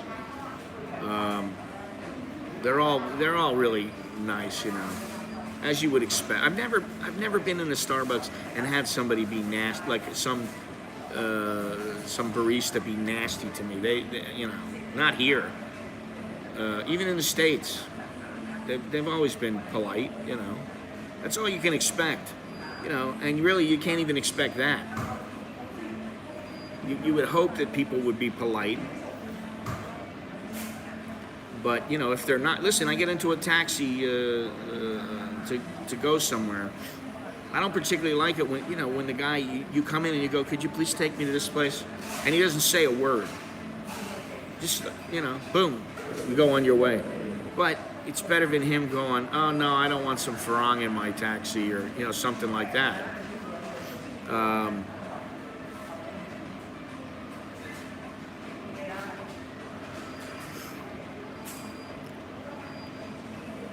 I can't keep track, man.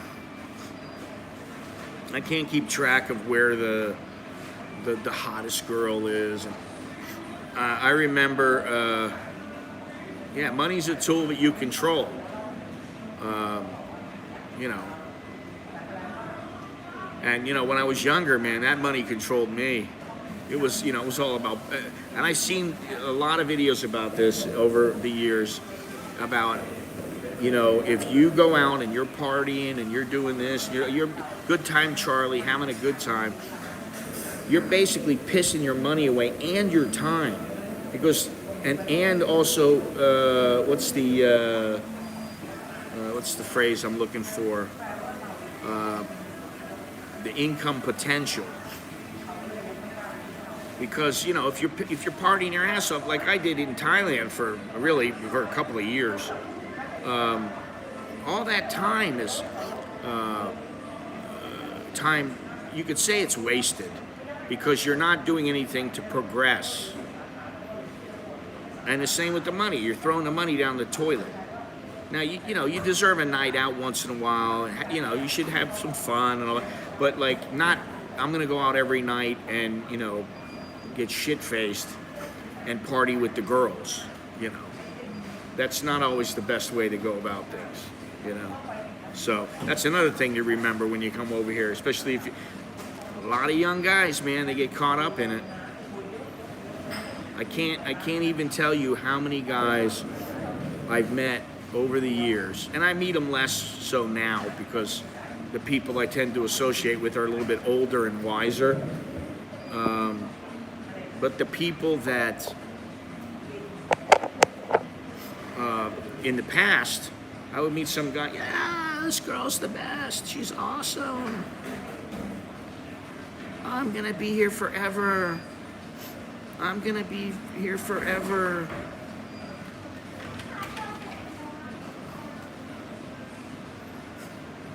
There's an open door right next to where she's sitting.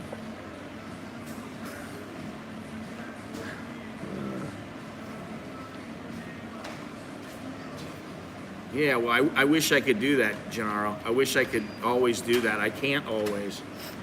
You know, I like to think at least 10 to 20% that you can put away and or invest, but sometimes it's possible, sometimes it's not, you know, and that's just, you know, it hasn't always been possible. That's what I'll say, you know.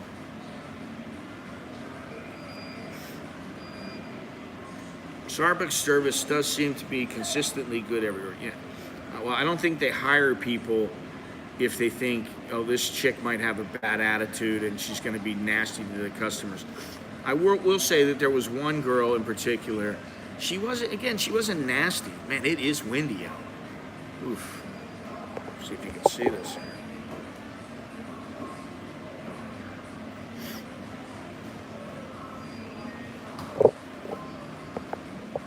You can't see it, man. She's all covered up. It's a hoodie.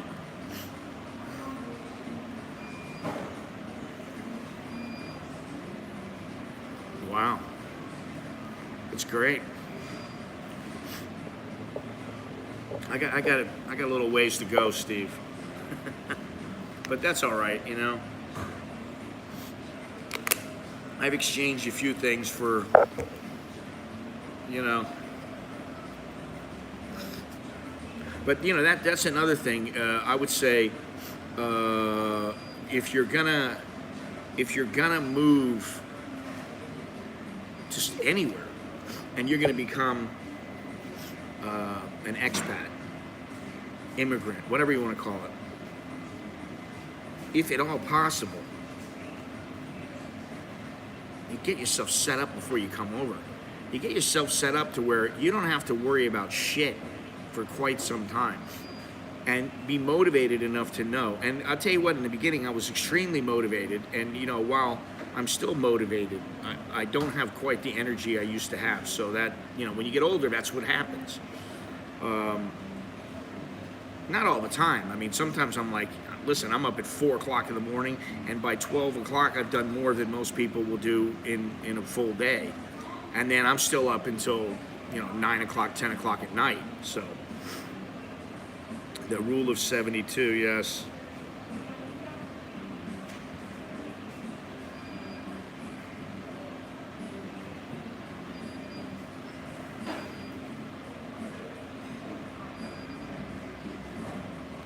You know, what's so funny is that I have never really had any problems with the United States until I came over here. I didn't leave because I was disillusioned with America. I wanted a life. I wanted something that, or I felt like I was living. And I have really lived for about 30 years, you know, so, you know, and now things are a bit different.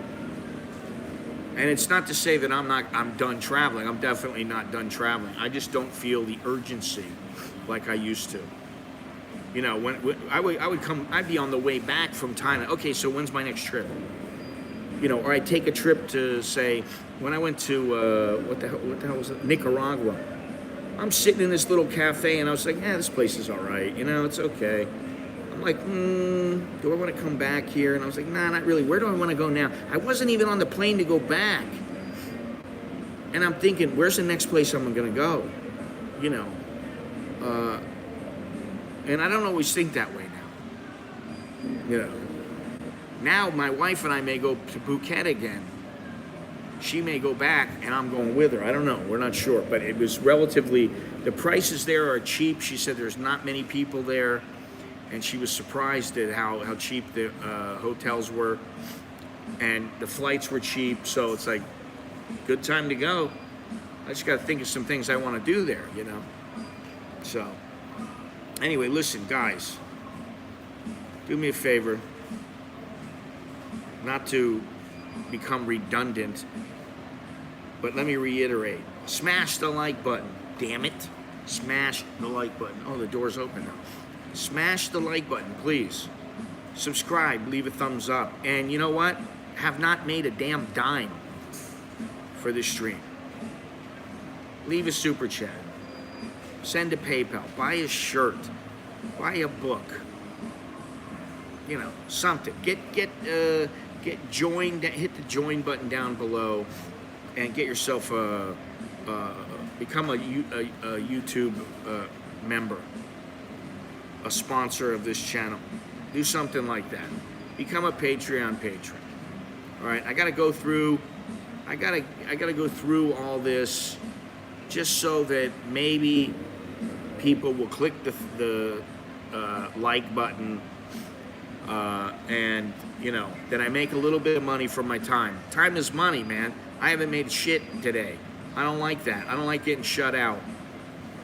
You know, show the love, spread the love. I know it's a tough time now, but you know, I think and I hope that I provide good information, and also entertainment, and you know, enlightening conversation, and you know, so that's what I got to say. Let's see here. Rate of 72. Yeah, it tells you the number of years to double your cash. Average double every 4.5. I'm finance private equity. I can get you there. Scots have too many assets here now. Yeah, I need to get there. First, I need to make a little money. That's my first thing. I need to make some money. I need to be able to make money on my live streams and on my videos.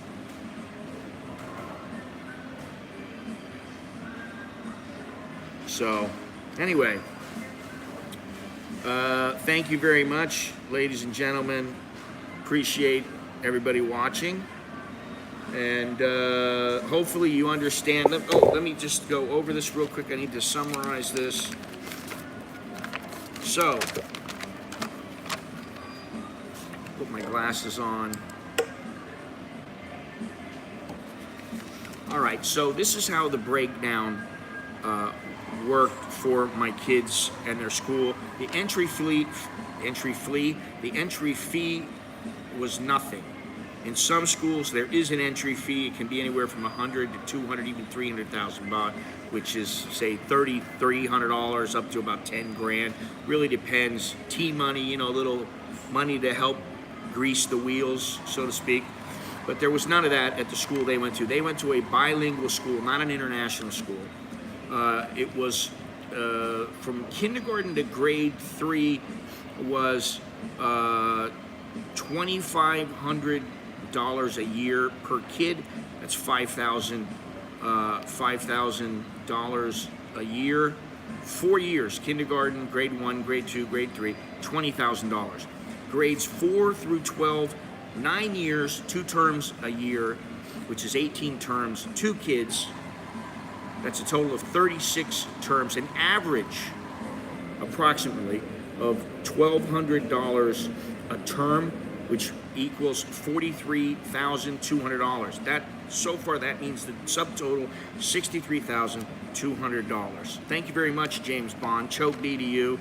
Thanks for not letting me get shut out here. I appreciate it. Now, university, it breaks down to about $10,000 a year per kid. And this includes the books and uniforms, and a little bit of food and transport and that kind of stuff. $10,000 a year times, thank you, Steve, very much. It's going to go towards the fund. $10,000 a year times 4 years, assuming this is, we're not even including a master's in there. 2 kids, that equals $80,000. So now we're looking at $143,000 and $143,200. At 33 baht to the dollar, works out to it works out in Thai baht to be, let's see here, 166. Well, in U.S. dollars, sorry.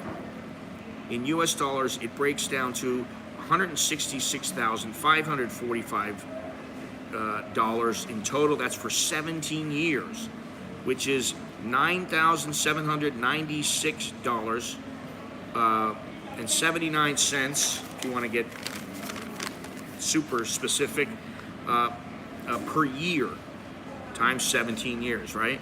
That breaks down to a little bit over, it's about $800 a month. So $400 a kid per month for 17 years, okay? That's what it, approximately what it cost for a child to be educated here in Thailand at a private school. One university is private, the other one is public. It still works out to be about the same, although Nicholas's also included in the total is that Nicholas's, we worked it out at 15,000 baht a month times 12 months, 180,000 a year times 4 years is 720,000 baht, which is about $22,000, something like that. So that's an additional expense, $21,818, and then there's a little bit included for trips for Alex, miscellaneous stuff, which is about 50,000 baht. So all in total, it's a little bit over $800 a month, about 810 per month. Okay, for 2 kids. So there it is. That's the summary. Thank you very much. Read further down. Let me see here. I don't know how I can read further down, but I got my little list here, and I made a mistake on it. I apologize. I put 43,200 plus the 80,000 in university. I didn't add that it was 63 because of the kindergarten through grade 3. But just to give you an idea, if you were to pay $400 each per kid times 2 kids for 17 years, you'd put them through a bilingual school to get them through high school, and then one of the kids would be in a public university, one would be in a private university. It wouldn't have mattered whether they're public or private, really. But it just happened to be that for what Nicholas wanted to do, that was the best university for him here. So that's why he's there. So anyway, thank you very much. I appreciate it. Appreciate you guys listening to me. And appreciate everybody watching. There are other options for university, and there are many options, but this is the option that we took. And from what I've seen, listen, you can get cheaper universities. You can do, Ramkhameng University. There's all kinds of universities you can do, and they are generally just fine for people here. I mean, they work for people here. Now, internationally, that's a different story. But the place that your kid goes to school really should be determined on what they're going to do, and which is the best school for them and the best location. Not everybody's going to have the money to put them in a dorm or something like that, or set them up in a nice pad. I'm talking about, when I say a nice pad, I'm not talking about a little 5,000 baht a month apartment. I'm talking about set them up in some some place that you would like to live. I look at it, there's got to be a little bit of struggle as a college student. So, but yeah, there's literally hundreds of schools, and I looked to see where the schools ranked internationally and also in Thailand, and they were they ranked pretty well. Um, in fact, I think I can't remember if it was Nicholas's or Alex, but it was like number 9 in all of Thailand, and I think they both were in the top 10. And internationally, they weren't bad either. So, you know, it is what it is. And you know, if I could put them in Harvard, well, I don't know about Harvard, but I do worry about them going to any university in the United States. So many companies offer. Hey, thanks a lot. Bring Hose and F. I think that's a funny name, man. I like it. I would probably put Bring Hose and Oak. Many companies, so choke D to you, choke D to Steve, choke D to James Bond. Name's Bond, James Bond. Listen, I got to tell you a funny story real quick. But let me read Jim's comment here. Many companies offer tuition if you make a commitment to stay employed with them for a number of years. Yeah, I mean, I don't want to call that an indentured servitude, but you're beholden to the company. But sometimes that's a good way to get through it. And for people like my kids, they're not what you would call rebels in the sense of like, I'm looking for the company to do one thing wrong, and I'm like, fuck this, man. I'm not putting up with that shit, which is not the best way to go through life. So I feel confident that whatever they do, they'll be able to play in the sandbox well with others. I didn't always do that when I was young. Now it's a little easier, but what the hell was the story I was going to tell now? Oh. My mother, I'm talking to my mother the other day. She says to me, have you ever heard of this guy named Fluffy? And I go, Fluffy? She goes, yeah. I go, yeah, I've heard of him. His name is like Gabriel Iglesias or something. He's a comedian. He's a Mexican comedian. And he's, as he likes to call it, fluffy. So I'd heard of the guy, and I go, oh, are you watching him? She's like, yeah, I do watch. YouTube takes 45% of the advertising money that I get and 30% of the super chats, which is why, the best method, and PayPal's going the way of a dinosaur. I'm pretty sure it will go the way of a dinosaur here in Thailand. That's why the CASHAPP and the, Apple Money, I always forget because I don't use it much. Those are the best methods because there's really no fees. And what I'm going to do, I believe, is I'm going to put my page back up that I used to have. You just click on a button and there's like 10 different ways. And if you ever want to pay for anything, you want to buy something, it's all right there on that page. If you're buying a book, you're going to pay through here. If you're buying shirts, you're going to pay through here. It beats YouTube. Listen, YouTube, every time everybody pays me, YouTube's getting 30% of it. Which, I guess maybe they deserve some of it, but not 30%.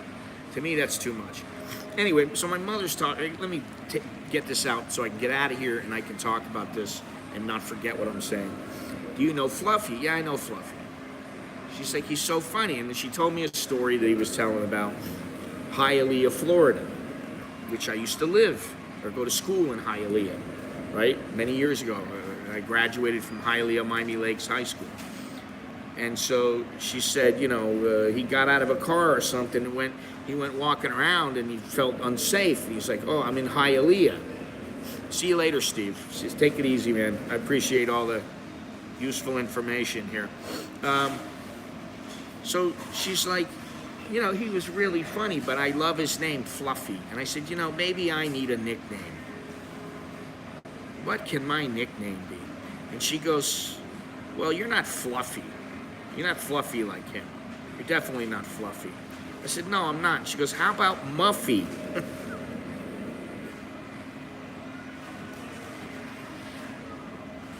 I almost titled this live stream, live from Bangkok, Scott Muffy Mallon. But I just couldn't bring myself to do it. I just couldn't call myself Muffy. And then, you know, there's that sexual body part connotation. And I don't really like that, you know, in conjunction with my name. So, and I didn't want to talk to my mother about that. But my nickname, I almost put that up in the title today. Streaming from Bangkok, Scott Muffy Mallon. So there you go. There's my almost nickname. My almost nickname is now Muffy.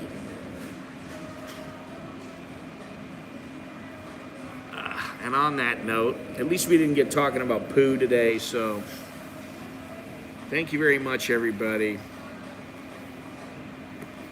Y'all come back now.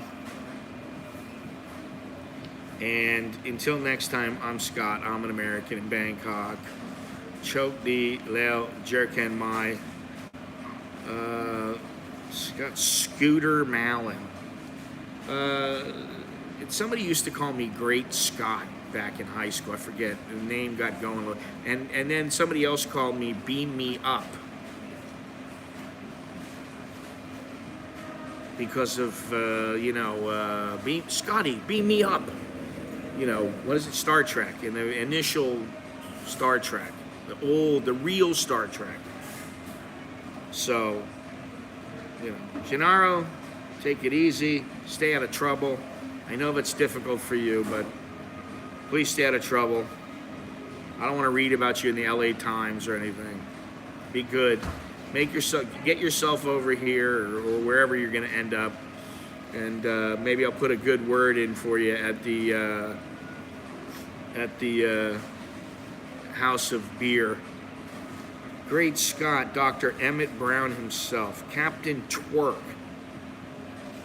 Ugh, you don't want to see me twerk. That's horrible, man.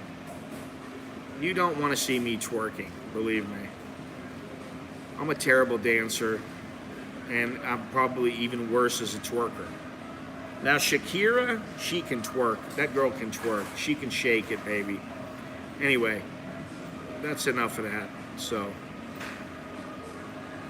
thank you once again, and do come back, and I will talk to you guys soon, and hopefully I'll get some of those clips up, so that for those people who don't want to watch the entire stream, or generally people watch about 25-30 minutes of it, that's about how long they stay. I'll make clips that are 15 minutes to maybe down to 5 minutes, you know, between 5 and 15 minutes. So there you go. Now, I don't know, she might be able to twerk. I don't know, you know. Bye, Fern. I don't know, you know. Hey, you never know. Really, be honest. You know, I'm just going to say one thing to you. Have you ever been with a woman and you thought, oh, she's so cute, she looks so sweet, she's so nice, oh, she's wonderful, and she was just a tigress when it came down to that special loving time, and you went, wow, I didn't know you had it in you, and you're in shock? Has that ever happened? Well, it's also happened to me where I thought, oh my God, look at this woman. She is the sexiest thing. Look at her dance. And she was horrible. Absolutely horrible. True story. Anyway, thanks again, and I'll talk to you guys later. All right? Take care.